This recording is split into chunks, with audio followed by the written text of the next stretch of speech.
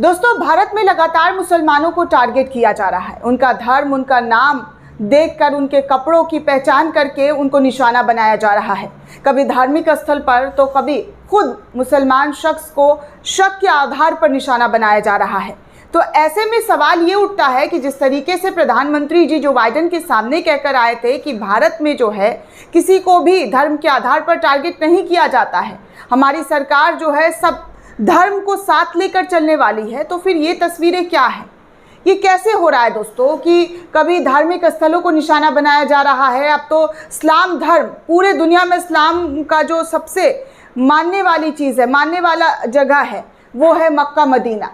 उसको लेकर भारत में कुछ तथाकथित नफरती चिंटुओं की तरफ से गाने बनाए जा रहे हैं, पोस्टर इस्तेमाल किए जा रहे हैं। तो ऐसे में मोदी सरकार क्या इस पर अपनी राय रखती है, क्या उनका जो नज़रिया है वो रखती है, ये बहुत इम्पॉर्टेंट है। लेकिन इसी बीच दोस्तों आपको बता दें कि सऊदी अरब के जाने माने नेता, सबसे बड़े नेता की अगर बात करें तो वो इन तमाम चीज़ों को लेकर क्या भारत में आवाज़ उठाएंगे, क्योंकि उनका भारत के अंदर दौरा होने वाला है। अगले सप्ताह ही वो भारत आने वाले हैं और तमाम लोगों की तरफ से ये भी कहा जा रहा है कि क्या वो इन तमाम चीज़ों को, क्या वो मोदी सरकार के सामने इन तमाम बातों को उठाएंगे, कहेंगे कि कैसे मुसलमानों को उत्पीड़न किया जा रहा है। क्योंकि वीडियो जो है दोस्तों, आजकल सोशल मीडिया का ज़माना है और हर तरफ फैल जाता है, चाहे वो गल्फ़ कंट्री हो या वेस्टर्न कंट्री हो, हर तरफ वीडियो के माध्यम से चीज़ें पहुंच जा रही है। तो इसी को देखते हुए जिस तरीके से सऊदी अरब के पूर्व कानून मंत्री और उदारवादी इस्लाम की अंतर्राष्ट्रीय आवाज़ माने जाने वाले मोहम्मद बिन अब्दुल करीम अल ईशा अगले सप्ताह भारत आ रहे हैं, क्या वो भारत में आकर भारत सरकार से इन तमाम मुद्दों पर सवाल करेंगे? तो इसको लेकर दोस्तों मैं कुछ आपको खबरें भी बताऊंगी कि क्या अखबार की तरफ से लिखा जा रहा है और आम जनता किस तरीके से अपनी जो राय है, खासकर अल्पसंख्यक समुदाय के लोग जो हैं वो क्या सोच रहे हैं, वो सब कुछ मैं आपको इस वीडियो के अंदर बताने वाली हूँ। दोस्तों, अंग्रेजी अखबार द इंडियन एक्सप्रेस ने सूत्रों के हवाले से ये खबर छापी है कि अब्दुल अल करीम अल ईशा ने भारत दौरे की खबर देते हुए जानकारी दी है, साझा की है कि वो भारत दौरे पर आने वाले हैं। पूर्व सऊदी मंत्री, भारत में विदेश मंत्री एस जयशंकर, राष्ट्रीय सुरक्षा सलाहकार अजीत डोभाल, अल्पसंख्यक मामलों की मंत्री स्मृति ईरानी से जो है मुलाकात करने वाले हैं। वो राष्ट्रपति द्रौपदी मुर्मू से भी मुलाकात कर सकते हैं, ऐसी खबर इंडियन एक्सप्रेस के हवाले से छापी गई है। अल ईशा मुस्लिम वर्ल्ड लीग के महासचिव हैं, सऊदी अरब के दबदबे वाले नेता हैं। ये प्रभावशाली संगठन दुनिया भर के मुस्लिमों का प्रतिनिधित्व करता है। अखबार ने आगे ये भी लिखा है कि अल ईशा का भारत दौरा ऐसे समय में हो रहा है जब प्रधानमंत्री नरेंद्र मोदी देश में यूनिफॉर्म सिविल कोड लाने पर जोर दे रहे हैं। अल ईशा ने सऊदी अरब में अपने नेतृत्व में कई सुधारों को लागू करवाया था। इनमें पारिवारिक मामले, मानवीय मामले और महिलाओं के अधिकार से जुड़े कानून भी शामिल हैं। तो इस नेता के बारे में कहा जाता है दोस्तों कि वो न्याय पसंद नेता है, वो न्याय के साथ रहने वाले हैं। उन्होंने दुनिया भर में अलग अलग समुदायों को, संप्रदायों और देशों के बीच संबंधों को मजबूत करने वाले कई अभियानों का भी नेतृत्व किया है।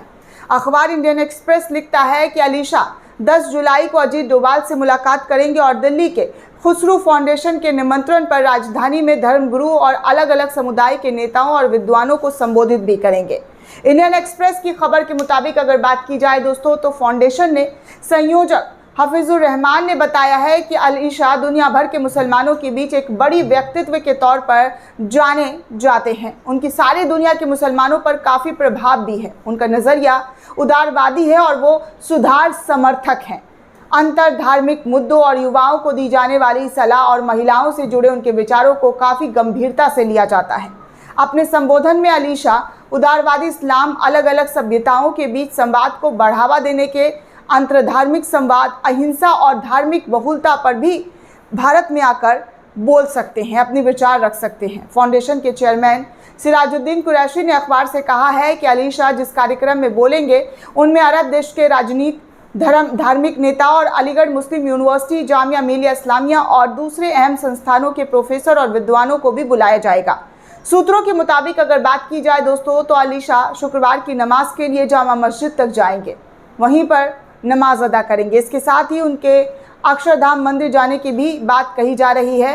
वो आगरा भी जा सकते हैं, ऐसी जानकारी भी छपकर सामने आ रही है। जनवरी 2020 में अल ईशा नाजियों के यातना कैंपों की मुक्ति के 75 साल पूरा होने पर एक शिष्टमंडल का नेतृत्व करते हुए पोलैंड गए थे।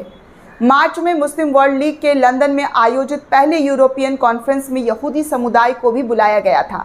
उस समय उन्होंने इस्लाम को एक ऐसा धर्म बताया था जो हर किसी से प्रेम करता है, चाहे वो मुस्लिम हो या गैर मुस्लिम हो। वो अक्सर इस्लाम को लेकर अपनी बातें रखते हुए नजर आते हैं। मुस्लिम वर्ल्ड लीग का कहना है दोस्तों कि वो सच्चे इस्लाम के अनुयायी हैं, वो इस्लाम की दिखाए गए रास्तों पर चलते हैं। पिछले साल जब मशहूर लेखक सलमान रशदी पर हमला किया गया था तो उन्होंने अपनी पूरी बातें जो हैं वो कही थी और कहा था कि ये जो चीज़ें हुई हैं वो गलत हुई हैं। तो उन्होंने अपनी बात को खुलकर अक्सर सबके सामने रखा है और कभी भी वो अन्याय के ख़िलाफ़ जो है चुप नहीं बैठे हैं, हमेशा आवाज़ उठाते हुए नज़र आए हैं।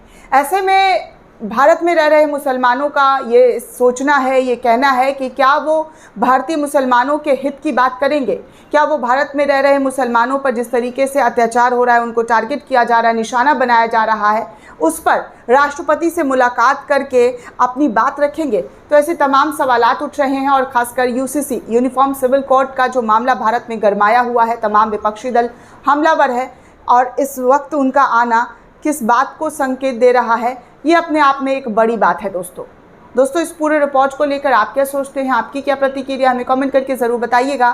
साथ ही साथ चैनल को सब्सक्राइब करना बिल्कुल भी ना भूलें।